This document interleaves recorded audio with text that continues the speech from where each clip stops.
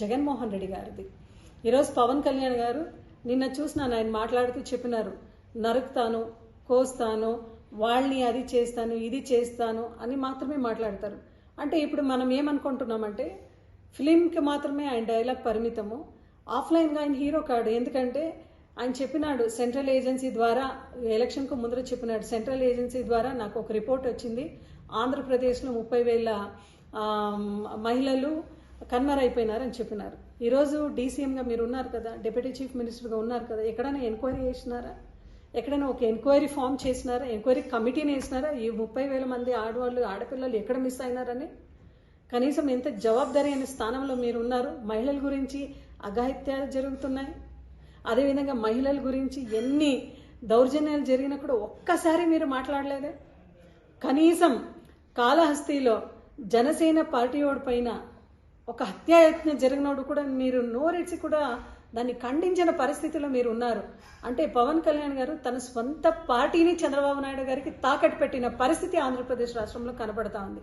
ఆయన party formation అనేది పక్కన పెడితే పవన్ కళ్యాణ్ గారే జనసేన పార్టీని తాకట్టు పెట్టే పరిస్థితి కనబడతా ఉంది. ఎందుకంటే ఏదైతే టీడీపీ వాళ్ళు చేస్తా ఉన్న అన్యాయము, దౌర్జన్యము జనసేన పార్టీ వాళ్ళపైన చేసినా ఆయన ఎక్కడ మాట్లాడడం లేదు.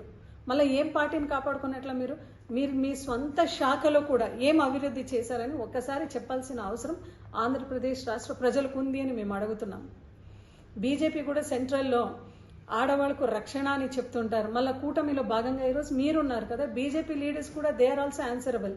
పురంధేశ్వరి గారు కూడా చెప్పాలి, ఈవిడ ఆడబిడ్డ నిధి మేము చేయలేము, రాష్ట్రంలో ఇట్లా పరిస్థితి ఉంది అని అచ్చెన్నాయుడు గారు చెప్పినప్పుడు కనీసం ఒక ప్రెస్ మీట్ అని పెట్టి పురంధేశ్వరి గారు కూడా దీన్ని ఖండించాలి కదా.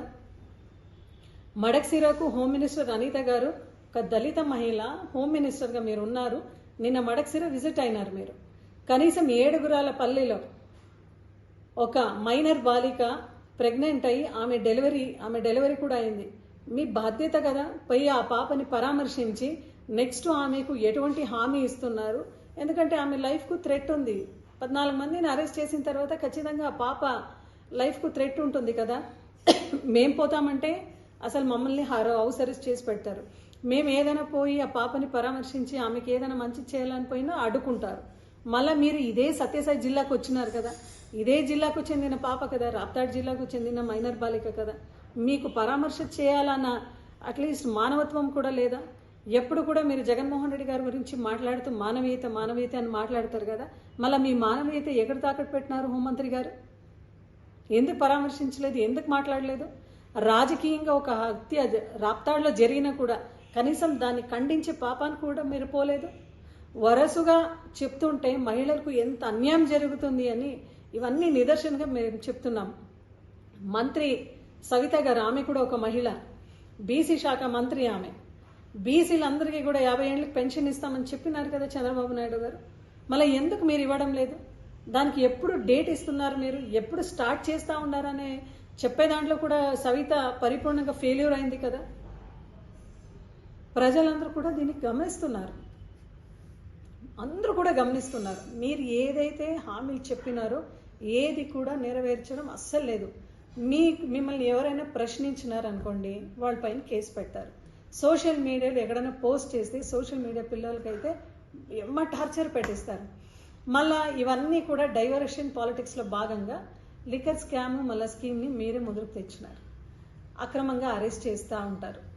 ఎక్కడ కూడా ఎవిడెన్స్ లేదన్నా కూడా మా ఎంపీ మిథున్ రెడ్డి గారిని అరెస్ట్ చేశారు. ఎందుకు చేస్తారంటే ఇవన్నీ మీరు సూపర్ 6 హామీ నెరవేర్చే దాంట్లో, అవన్నీ కూడా ఫుల్ఫిల్ చేసే దాంట్లో మీరు ఫెయిల్యూర్ అయినారు కాబట్టి దాన్ని మీడియా వాళ్ళు ఎత్తి చూపించకూడదని మీరు అక్రమ అరెస్టుల ద్వారా ప్రజలు ఇది చర్చగా చర్చించాలి అని ఈ లేని పోని కుంభకోణం సృష్టి చేసి మీరు అరెస్ట్ చేస్తున్నారు తప్ప నిజంగా దాంట్లో ఎటువంటి మ్యాటర్ లేదు అని ప్రజలందరికీ తెలుసు. ఇప్పటికైనా ఆడబిడ్డ నిధుల గురించి ఏదైతే మీరు చెప్పినారో, మేము అమలు చేస్తానని మీరు చెప్పినారో, దయచేసి దాన్ని వెంటనే మీరు అమలు చేయాల్సిన బాధ్యత మీ పైన ఉంది. ఎందుకంటే వైఎస్ఆర్సీపీ పార్టీ, అదేవిధంగా జగన్మోహన్ రెడ్డి గారు ఎలక్షన్కు ముందర ప్రతి సిద్ధం సభలో కూడా చెప్పినారు, చంద్రబాబు నాయుడు గారు కేవలం కుర్చీ కోసం ఆ మాట మాట్లాడతారు. సూపర్ 6 కానీ సూపర్ 7 కానీ ఇంకెన్ని హామీలు అయితే చెప్తారో నెరవేర్చే పరిస్థితి ఎక్కడ కూడా ఉండదు. ఎందుకంటే రాష్ట్రంలో వస్తూ ఉన్న ఆదాయం కానీ ఇవన్నీ కూడా మనం చూస్తే నిజంగా ఇది చాలా కష్టకరంగా ఉంటుంది అని చెప్పినారు.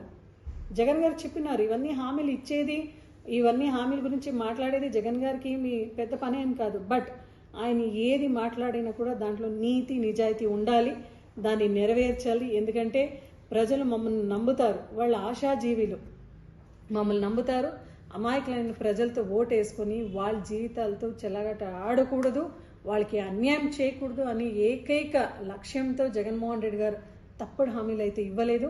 ఆయన ఇవ్వడు కూడా. ఎందుకంటే ఆయన నైజం ఎప్పుడు కూడా ఆయన ఏది చెప్పినా ఆ మాటని స్టిక్ ఆన్ అయి చేస్తారు అనే మంచి పేరు ఆయన నాయకత్వంలో ఉంది. కాబట్టి ఈరోజు వైఎస్ఆర్సీపీ పార్టీ నాయకులు కానీ కార్యకర్తలు కానీ వైఎస్ఆర్సీపీ పార్టీ కూటమి ప్రభుత్వాన్ని డిమాండ్ చేస్తున్నాము. వెంటనే మీరు ఈ కల్లిబిల్లి మాటలన్నీ పక్కన పెట్టేసి ఆడపిల్లల రక్షణ కోసం నిలబడండి. ఇచ్చిన మాట కోసం నిలబడుతూ మీరు సూపర్ 6 హామీని వెంటనే మీరు అమలు చేయాలి అని వైఎస్ఆర్సీపీ పార్టీ తరఫున డిమాండ్ చేస్తున్నాం.